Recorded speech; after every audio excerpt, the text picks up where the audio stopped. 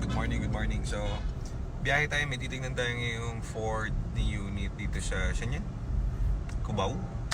Malapit sa Cubao. So, meron tayong unit. Nung nakaraan, yung pinaskill natin na ano ba yun? Hyundai, Accent, Chevy Trailblazer, saka, ano ba isa? Mazda 3. Yung Mazda 3. Sold na lahat yun. So ngayon may mga pumunta. Thank you po sa mga nag-purchase ng unit. Pero ito yung isa natin. Pinayos natin yung kanyang bitin kami dun sa lamig. So pinadala rin to dun sa nag-aircon. Ganda na ng lamig. Mataalas na. All goods. Kasama ko si Nico yan. So ito yung Trailblazer. Ang ganda, sariwang-sariwa to boy. Lamig na.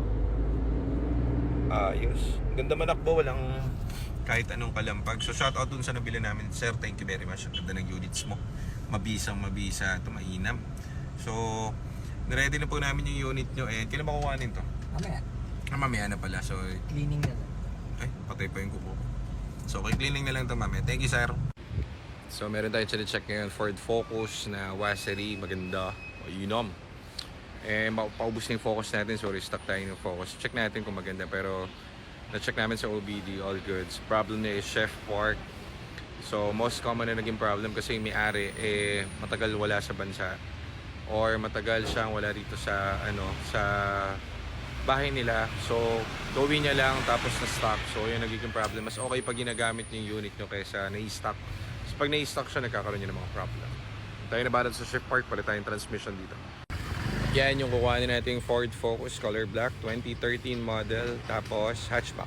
So yan siya. Ganda. Pogi. Sini ko yung driving natin yan. Sir. Pogi no? Ang agahan natin ngayong araw. So dahil chine-check natin tong tinetest drive na namin ito, kukuhanin na mamaya itong Chevy na Trailblazer. So yan.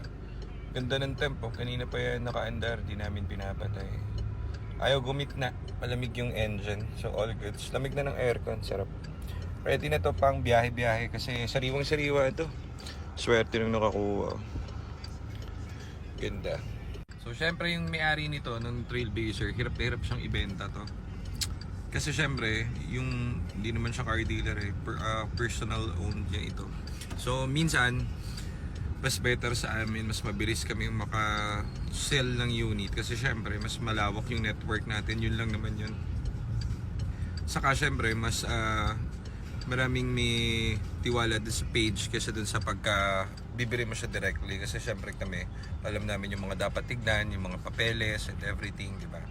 So yan, katulad nito, dinidil na natin ngayon yung Ford Focus na itim, ganda. Kaso pagdating sa shop, uumpisahan na agad to kasi alam na parang yun yung sinasabi ko. Alam na agad namin yung problem niya. So, nag-stock yung shift part niya. So, mamaya sakto. Nandun sila Kuya Edu. Padadala na natin, uuwi na natin to dun sa garahe. Tapos, papa-operahan na natin agad yung tranny. Kasi marami tayong spare dun ngayon. Mga bagong shift forks. So, tira ng tira, kumbaga para mabilis, fast moving, di ba?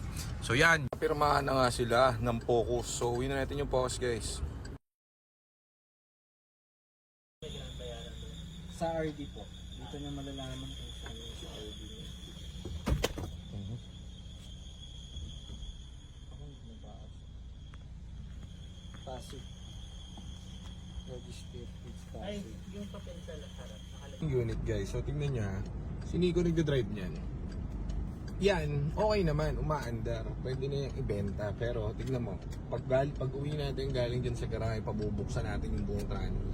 Mapapalitan ko ng bago, syempre. So dyan tayo nagpo-focus sa tranny pati sa engine, no? Kasi kahit nasabihin na nawawala naman yung error, at kumbaga okay naman. Paminsan-minsan lang lumalabas, hindi pwede yun. Ayoko magbenta ng ganun. Kailangan dun, benta natin yung talagang pulido, yung walang problema, di ba? So, pagdating neto ni sa shop, automatic yan, tanggal ang seat port nito. Okay, palitan natin bago. Let's go! Ako na ang driving ng Focus. Ang lamig ng aircon. Sariwa, no? Ganda. Daw na si Nico kasi may emergency yung kapatid ko. Sana okay lang yung aking sister. Nasa Lourdes. So, ako na magdadrive nito. lapit na tayo sa garahe. So, yan o, no, check engine and everything. Diba? So, all goods itong unit. Kaso lang, hindi kami kontento dun sa shifting. Papalitan natin ng bagong shift fork at clutch. Ngayon na din. As in now na.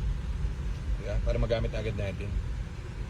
Hindi na makatambak to dun sa ating garahe.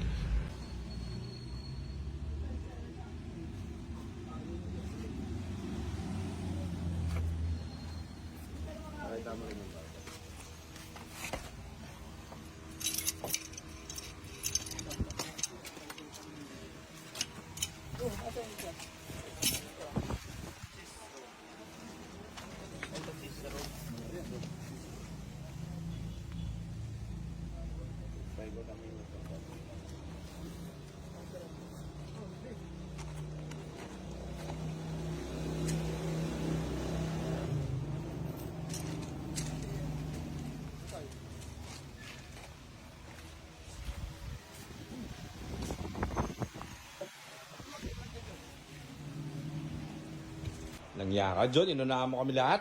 So, thank you dun sa nagpadala na itong Jollibee. Hindi namin alam kung sino. Oh, shout out mo sila. Thank you, amo. Shoutout po sa nagpadala. Maraming salamat po. May nagpapadala na lang dito ng food. So, thank you Salamat po. Ewan ko sino nagpadala. Mag-thank you na lang ako later.